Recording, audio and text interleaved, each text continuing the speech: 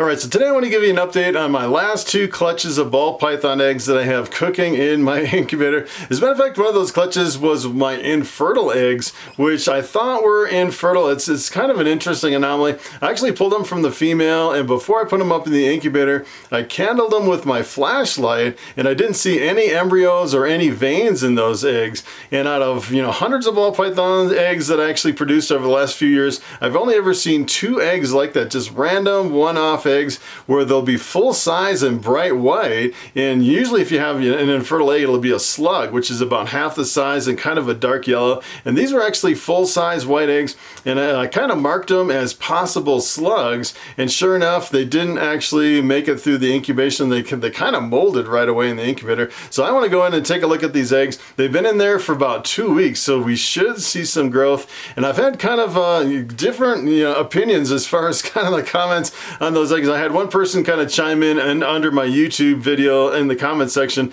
and they said they had kind of a similar thing where they didn't see the embryos or the veins, and those eggs actually fully developed into hatchlings. And then I had another guy actually contacted another guy through one of his live streams. It was a big breeder. He was doing a live stream, and he probably produces, I'd say, tens of thousands of ball python eggs. And he said out of all the eggs that he's produced, he's only ever had 1 clutch like that where they were kind of the same thing with no embryo and no veins, and none of them developed. And I'm hoping these will actually develop, because this was actually a cross between my fire pied and my pied female. So I should get half fire pieds and half pieds. It's kind of a high-end clutch. I was actually hoping to hold back some of these pieds if they're female for future breeders. So I'm gonna go in there and pull these eggs out of the incubator. I'm hoping I'll actually see some development. Maybe we'll see some embryos and some veins after 2 weeks in the incubator.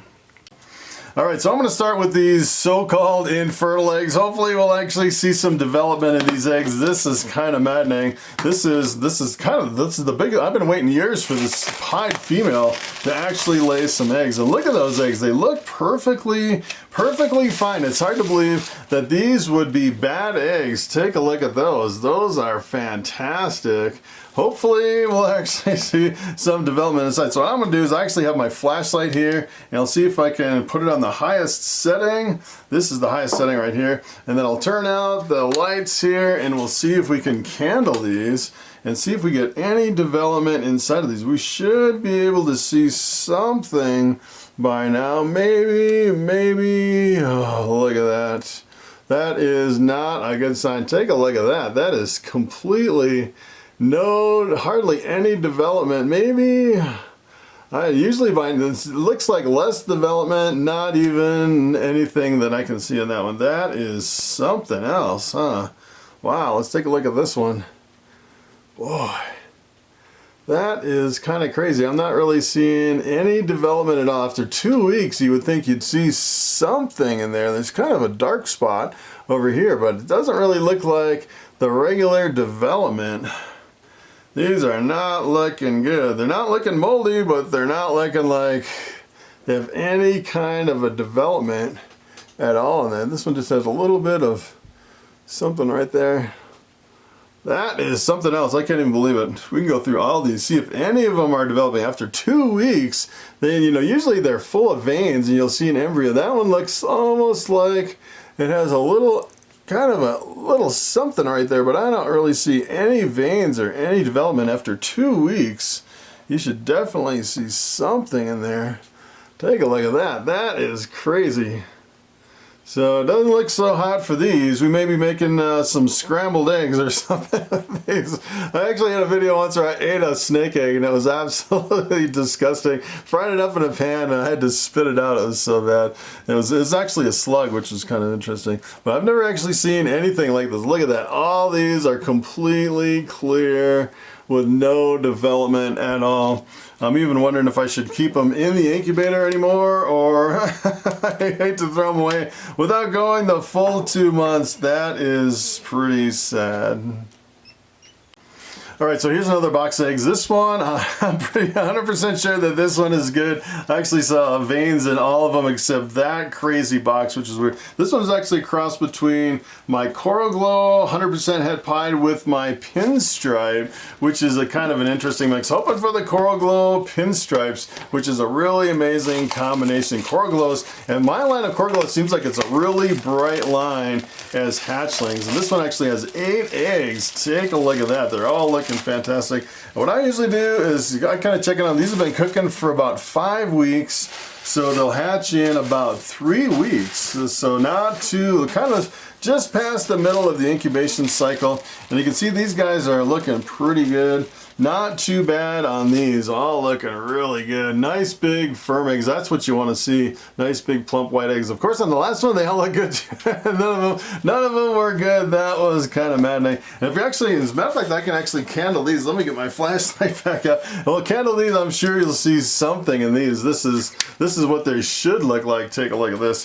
They're probably like solid. You might not even be able to see through them at this point. Yeah, take a look at that. They're like completely solid. Yeah, there's definitely so much development in there. You really can't see anything. I've never actually tried to candle them at that point. That's what they should look like after, you know, several weeks of incubation. But these guys are looking fantastic. And usually what I do is when I'm incubating, I make sure to kind of open them up and clean all the humidity, the moisture, kind of the condensation from the top, because the last thing you want is the water to start dripping down on your eggs. And then what I usually do is I come in and kind of wipe up the sides and make sure there's no condensation on the sides. You want to keep them away from the sides and keep them from getting kind of rained on. And it seems like the closer you get to the end of the incubation, the more they start generating. I think they generate their own heat a little bit in there, and they start, you know, maturing in there to where the condensation seems like it increases more and more as you get closer and closer to the hatch day.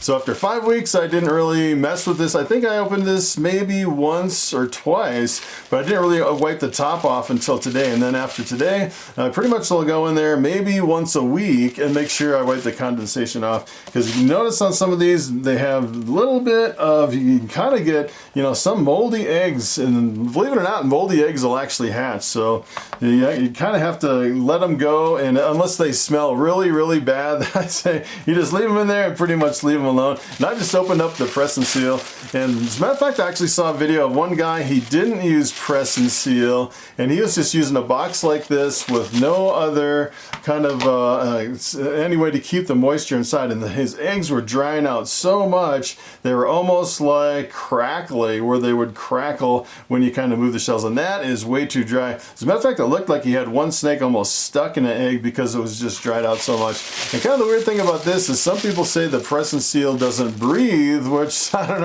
know if that's true or not, but I've been using press and seal with no holes on my egg box and completely sealing it up, and I've been using that for the last couple of years, and I haven't had any problems with, you know, snakes suffocating or losing, you know, clutches of eggs or anything like that from the press and seal not completely, you know, letting some of the air in. As a matter of fact, what I've been doing lately is, you know, when the hatchlings start pipping right at the end, what I'll do is I'll kind of leave a little air gap right at the side, right over here, and then I'll put the lid on, just a little bit of ventilation, because it kind of freaks me out that they're completely enclosed. I never really thought about it until someone said, hey, that press and seal doesn't breathe and doesn't let the air through, which is kind of interesting. But these look good. You don't have to add any water. I've been using 150 grams of water, 150 grams of vermiculite, 50-50, mixing it up really good, and that is enough humidity in there for the full 2 months of incubation. It's almost 60 days, almost to the date that it takes for my hatchlings to hatch. And some people, they say they hatch a little bit earlier. Some people hatch like at 56 or 57, but I'm up here at 9,000 feet up in the mountains of Colorado, and it seems like the altitude may affect them a little bit to where I get maybe a couple day later of a hatch day. So I'm hatching out almost exactly at 60 days. And usually I go in like maybe at 57 days, and I'll cut the eggs and kind of peek in and then leave them in there. And by the time the last one crawls out, usually the last one will crawl out of the last egg right on day 60. All right, so there you go. That is the update on my last 2 clutches of ball python eggs. It looks like that one is still infertile with pretty much 0% development in those eggs. As a matter of fact, I actually put them back in the incubator. I just couldn't bring myself to throw them in the trash. So I'm going to give them the full 60 days, even though I'm pretty much 100% sure that they're not going to develop. That's kind of crazy. So that is pretty much it. Thanks for watching, and I will see you in the next video.